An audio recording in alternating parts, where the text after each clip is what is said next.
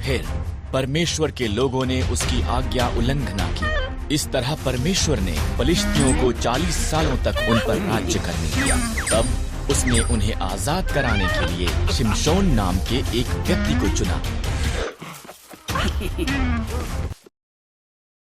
एक स्वर्गदूत ने शिमशोन की माता से वादा किया था कि वो पुत्र को जन्म देगी। शिमशोन को परमेश्वर के साथ 3 वादे करने होंगे। कभी भी मदिरा नहीं पीना, कभी भी मुर्दों को नहीं छूना, कभी भी अपने बालों को नहीं काटना।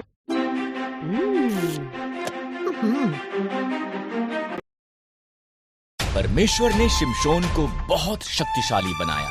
उसने एक सिंह को मार दिया और मधुमक्खियों ने उसकी लाश में शहद बनाया। शिमशोन ने परमेश्वर के साथ उसके वादों में से एक को तोड़ते हुए मरे हुए सिंह को छू लिया, यहाँ तक कि उसने शहद भी खाया। शिमशोन को दलीला नामक एक स्त्री से प्रेम हो गया। फलिश्तियों ने ये बात पता करने के लिए कि क्यों शिमशोन इतना ताकतवर था, उससे बहुत सा धन देने का वादा किया। उसने बार बार इसके बारे में उससे पूछा। अंत में शिमशोन ने दलीला को उसका रहस्य बता दिया। अगर मेरे बाल काट दिए जाएं, तो मेरी ताकत चली जाएगी। इसलिए जब वो सोया हुआ था, दलीला ने एक व्यक्ति को उसके बाल काटने के लिए बुलाया। शिमशोन की ताकत उसमें से चली गई। जब फलिश्ती आए, उन्होंने आसानी से उसे पकड़ लिया। उन्होंने उसे अंधा कर दिया। तब उन्होंने उसे जेल में डाल दिया और भारी चक्की पीसने का काम दिया।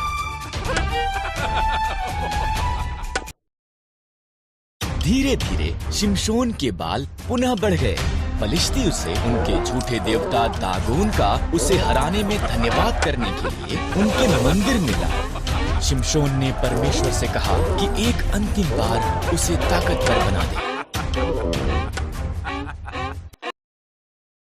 शिमशोन 2 खंभों के बीच खड़ा हुआ और उन्हें धक्का मारा। मंदिर गिर पड़ा। फलिश्तियों के साथ साथ शिमशोन भी उसमें मर गया। शिमशोन ने अपना वादा पूरा नहीं किया, पर परमेश्वर ने अपना वादा पूरा किया। आदमी और औरत, आदम और हव्वा एक सुंदर बाग में रहते थे जो परमेश्वर ने उनके लिए बनाया था। पर शैतान एक धूर्त सांप की तरह आया और आदम और हव्वा की परीक्षा ली। क्या परमेश्वर ने तुमको सही में कहा, इन पेड़ों के फलों को मत खाओ? सांप ने हव्वा से पूछा। केवल बीज वाले पेड़ से, हव्वा ने जवाब दिया। अगर हम इससे फल खाएं तो हम मर जाएंगे।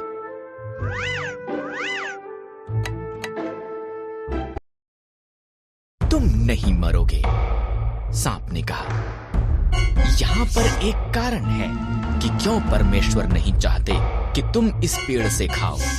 अगर तुम खाओगे तो तुम उसके जैसे बन जाओगे। जो वो जानता है, तुम भी जानोगे।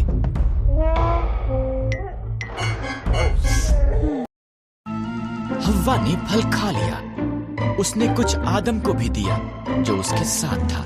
उसने भी इसे खाया और एकदम से उन्होंने वो जाना जो उन्होंने पहले कभी नहीं जाना था। एक बात जो वो जानते थे वो ये कि वो नंगे थे। उन्होंने अपने आप को ढकने के लिए पत्तों को जोड़ जोड़ कर सिल लिया। उन्होंने पहले कभी भी डर और शर्म को महसूस नहीं किया था, इसलिए वो जानते थे कि कुछ गलत हुआ है। आदम, हव्वा, परमेश्वर ने आवाज दी। हम छिप रहे हैं, आदम ने कहा। हम नंगे हैं। तुम इसलिए ये जानते हो क्योंकि तुमने उस पेड़ से खा लिया है। परमेश्वर ने गहरी सांस ली। तब आदम ने हव्वा को दोष दिया और हव्वा ने सांप को दोष दिया। परमेश्वर ने कहा, सांप, तू पेट के बल चलेगा। एक स्त्री का पुत्र तुझे हराएगा। हव्वा, संतान पैदा करना कठिन होगा। आदम, अन्न उगाना मुश्किल होगा। तब परमेश्वर ने आदम और हव्वा के लिए कपड़े बनाए और उन्हें बाग से बाहर भेज दिया। उसने एक ज्वालामय तलवार के साथ एक स्वर्गदूत को वहां पर रखा ताकि वो वापस ना आ सके।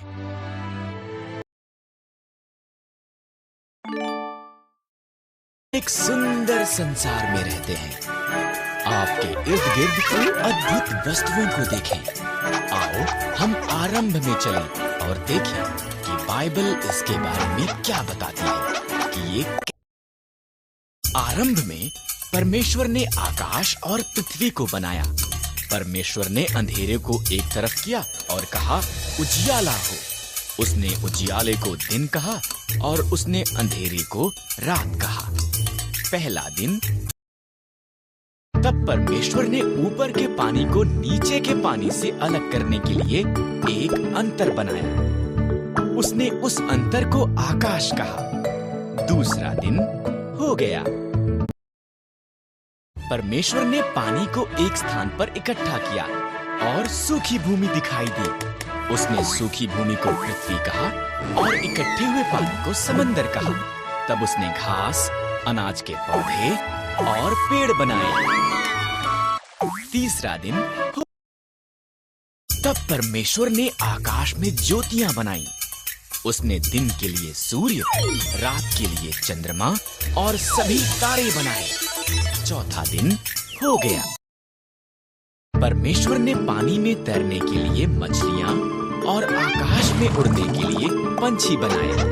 फलों फूलों उसने उनसे कहा संसार को संगीत और पानी में छपछपाने की आवाजों से भर दो। पांचवा। इसके बाद परमेश्वर ने जानवर बनाए। उसने खेतों के जानवर, जंगली जानवर और जानवर जो भूमि पर रेंगते हैं को बनाया। अभी केवल एक और चीज बनानी है। इस तरह परमेश्वर ने आदमी और औरत को उसके स्वरूप में बनाया। फलों फूलों उसने कहा संसार पर अधिकार रखो। मछलियों, पंछियों और जानवरों की देखभाल करो। छठ।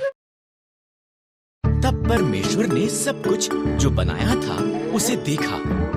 ये बहुत अच्छा है, उसने कहा। इस तरह सातवां दिन उसने विश्राम किया और उस दिन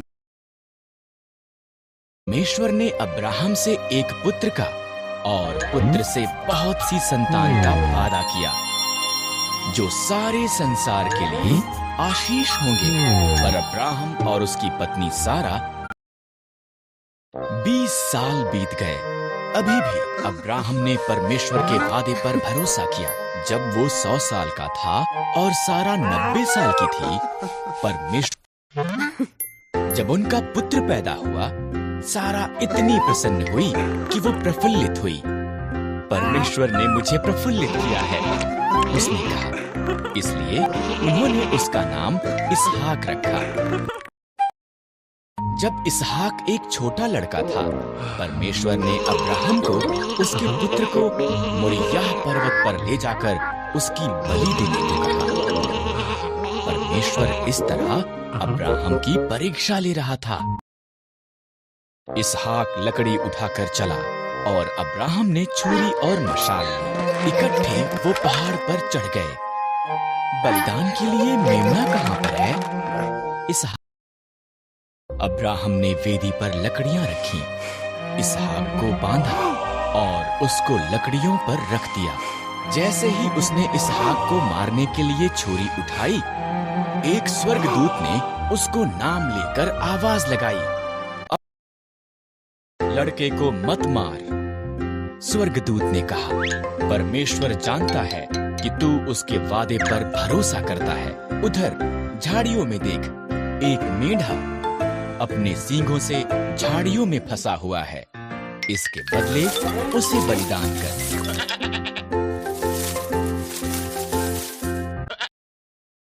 इस तरह अब्राहम ने उसके पुत्र की बजाय मेढ़े को बलिदान किया।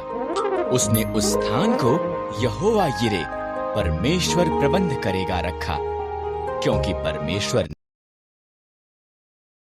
ने पोतीपर की अच्छी सेवा की। पोतीपर की पत्नी ने चाहा कि यूसुफ परमेश्वर के विरुद्ध पाप करे। यूसुफ ने इनकार कर दिया, इसलिए उसने उसके बारे में झूठ बोला। पोतीपर ने अपनी पत्नी पर विश्वास किया और यूसुफ को जेल में डाल दिया गया। जेल में यूसुफ फिरौन के 2 हाकिमों से मिला। इन दोनों ने स्वप्न देखे और परमेश्वर ने यूसुफ को उनके अर्थ दिखाए। यूसुफ की व्याख्या सच्ची हुई। पिलाने हार को आजादी मिली, पर पकाने हार को फांसी दी गई।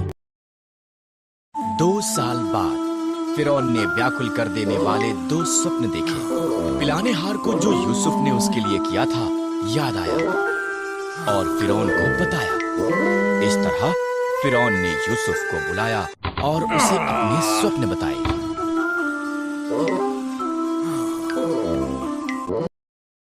परमेश्वर ने यूसुफ को फिरौन के स्वप्नों का अर्थ दिखाया। 7 साल तक भरपूर फसल होगी, यूसुफ ने कहा। इसलिए भोजन को जमा कर लें, क्योंकि इसके बाद 7 साल का अकाल होगा।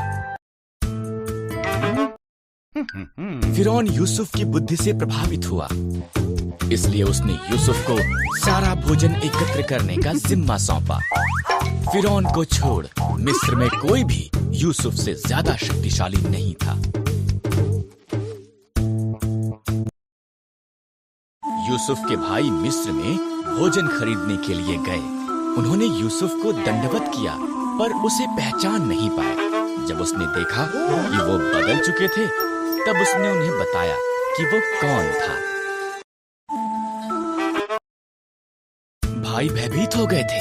तुम लोगों ने मेरे लिए बुराई का विचार किया, यूसुफ ने कहा, परंतु परमेश्वर ने उसे भलाई के लिए प्रयोग किया। हमारे पूरे परिवार को मिस्र में ले आओ, हमारे पास खाने के लिए भरपूर होगा।